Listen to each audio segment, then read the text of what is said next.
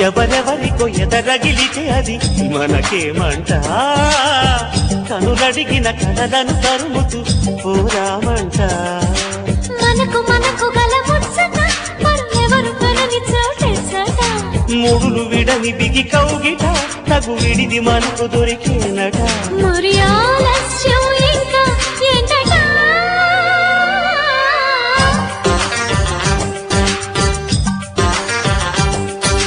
ప్రపంచమా క్షమించుమా